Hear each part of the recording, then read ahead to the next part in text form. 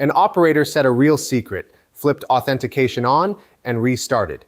Every request still walked straight through. The door was wide open behind a fully green suite. That is one of two high-severity holes here. The other lets a server be talked into fetching an address it was built to refuse. No test in that suite could see either one. So if green cannot find the missing safeguard, what can? You have read the diff, you have run the suite, green, top to bottom, every case passing, and the two most dangerous things in that code are still invisible. Here is why. A test only exercises the code you imagined writing. These two holes live in the code you did not. One is a guard that was never there, authentication that was supposed to switch on and silently never did. The other is a guard that checks the wrong instant. A rebinding attack splits one request across two name lookups. Honest on the first, hostile on the second. Neither is untestable. A suite written with an attacker in the room would have caught both. Yours was not. Green is not a clean bill of health. It is a statement about the threats you thought to write down. None of this is reconstructed. The security phase wrote its findings to a report, archived on the very next run, before anything could edit it. I read the code paths and the archive trace. The trace shows the metadata address refused before any socket opened. Every figure here traces to one of them. You saw this gate block and all green build over two high-severity holes. This is what the first one actually was. The deploy ships two things under per service names, the authentication switch and the secret it checks against. The runbook tells the operator to set both with the service suffix. So they do. They believe they turned enforcement on. But the configuration code reads the bare names without the suffix. The suffixed switch and the bare switch never meet. And the bare switch has a default off, so enforcement stays off, and off does not fail loud, it fails open, every request is admitted. The only trace is a single warning in the boot log, which no headless run is ever watching. Now, why not just bridge the two names in the service unit? Systemd expands the $brace syntax on a command line, but not inside an environment assignment. So the obvious bridge never resolves. It stores the literal name as text, never the secret behind it. It cannot map a per service secret at all. So the operator followed the runbook exactly, set a real secret, flipped a real switch, and shipped a wide open door behind a fully green suite. The fix is a resolver that runs before the config loads. It reads the service name the unit injects, a harmless label, not a secret. Then for both the switch and the secret, it prefers the suffixed key over the bare one. So the values the operator actually set are finally the values the code reads. But the careful part is the empty case. The example environment ships the suffix secret present, but blank. A naive resolver would read blank and hand authentication an empty secret. That empty secret is still a secret, still technically on, still comparing every request against nothing.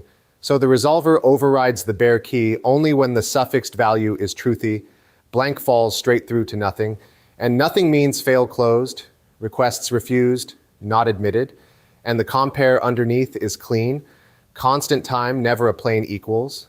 The health check stays exempt, checked first. Missing secret or wrong one, the refusal is byte identical. Now the residual stated plainly, the default posture is still off by design as a documented two-stage rollout, but the silent trap is gone, and the rule underneath it is brutal and narrow. The seam that reads your keys must read the exact keys your deploy ships. A mismatch is not an error you will see. It is an open door you will not. That was the first hole, and it lived in config you could read. The second never goes near config. It hides inside a check that runs and passes and is still wrong. It lives in the render path, the part that drives a headless browser to load a page. The risk there is server-side request forgery, tricking your own server into fetching something it should refuse, like the cloud metadata address, the one that hands out credentials on an internal network. The code did check, it took the target, resolved the name to an address, and classified it. Public address, allowed. Private or metadata address, refused. It looked airtight. It was not. Because the browser runs its own name lookup independently a moment later, right before it connects. Two lookups, not one.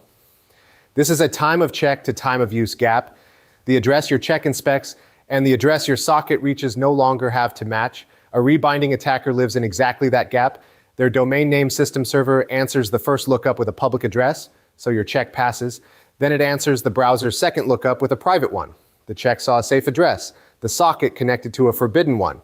Same host name, two answers, And the honest first lookup is precisely what makes the attack invisible to every test you could write. So how do you close a gap between two lookups? You make it one lookup. The fix is a small proxy that runs on loopback. The browser is launched behind it.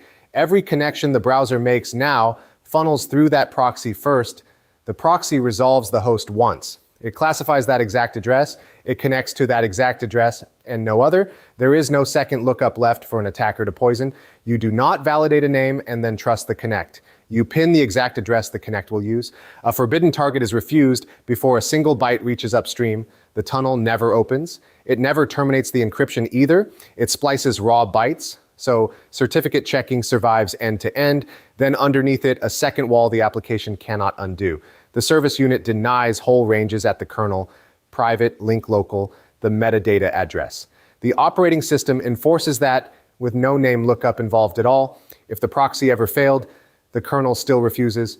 And one shared classifier drives every layer, asserted by an identity test. A future edit cannot quietly fork a weaker copy. The plain fetch path already resolved and pinned this way. The real work was carrying that same discipline into the browser. That is where the second hidden lookup lived. No slides for this next part. This is the fixed egress path taking live fire. The actual test run, not a diagram. Forbidden targets fed in, one after another. A literal loopback address, a name that resolves to loopback, a private range, the cloud metadata address, even a file scheme request, and a file transfer one, both rejected before any name lookup runs. Watch the column on the right. Give it one beat of quiet because this is the whole argument. The gate did not take the fix on faith. It drove it live. Feed the cloud metadata address to the fixed path. The proxy resolves the name once. The address comes back forbidden. It refuses the request outright and never touches the target. Not reached and discarded, never reached at all. And here is the receipt that matters most. The proxy test proves the connection upstream is never even opened. The refusal happens one layer below the request, down at the socket. Behind that sit 12 enumerated attack cases, each its own test, redirects bending back toward loopback, names resolving into private space, a single bad address anywhere in the set, and the whole request is thrown out. The auth fix took the same live fire. A blank secret handed in, resolving to nothing, the server holding fail closed. 24 tests over the fetch layer, all green. But green over a surface someone actually went hunting through.